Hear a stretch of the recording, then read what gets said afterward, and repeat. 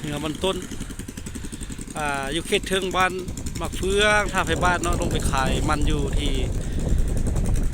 บ้านอุดมสุขเมืองนากายขีขมวนนี่เป็นมันต้นเนาะ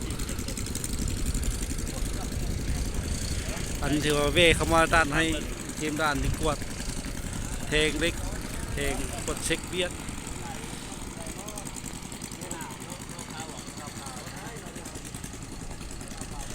ไปแล้วหาลำอากาศหนาวแห้ง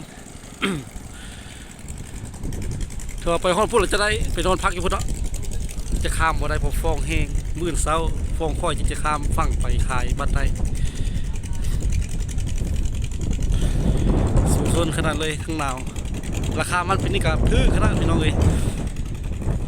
2,000 ปลายให้มันขายอยู่เทิงบ้านหมักเฟืองล่ะ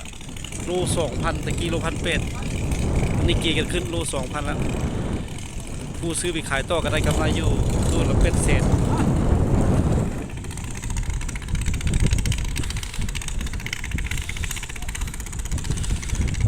เนื้อหนึ่งตุกไปอยู่มา10 ตุนมันต้นนี่แห้งคือเตะปีกายนี่5 เด็ดเนาะได้ปีนี้7-8 เด็ดเป็นไรปีนี้ทางราคาถึกทางเบาลงตึบ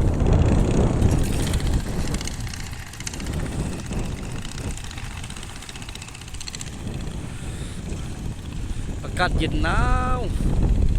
เพื่อจะได้เงินพี่น้องเลยแบบนี้ละอยู่เขตผู้ดอยเขาถ้าประเทศอันนี้ก็บ่มีแนวหาอาศัยปลูกมันปลูกอย่างขายราคามันซื้อจะเป็นคือ 4,000 คือปีกายหนึ่งใครนี้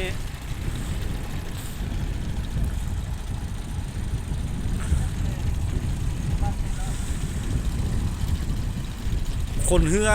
คนมันมาใส่เฮือแต่เอเทิงคุณลงมากับว่าเป็นธรรมดาเนาะ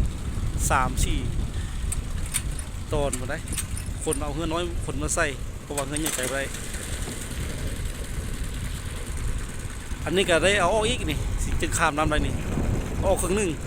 เทศ2 เที่ยวนี่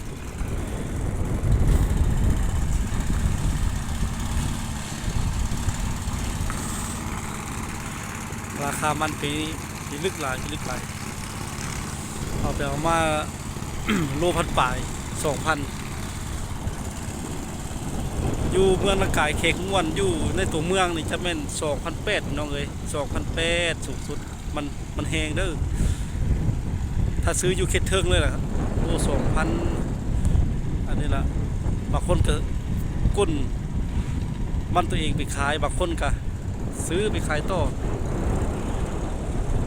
กำไรก็บ่หลายเล็กๆน้อยๆอาศัยหลายเที่ยวตามเฮ็ดก็บ่มีเพิ่นว่าอ้าวต่ำแล้วน้องเอ้ยอ้าวตัวจบคลิปเพียงเท่านี้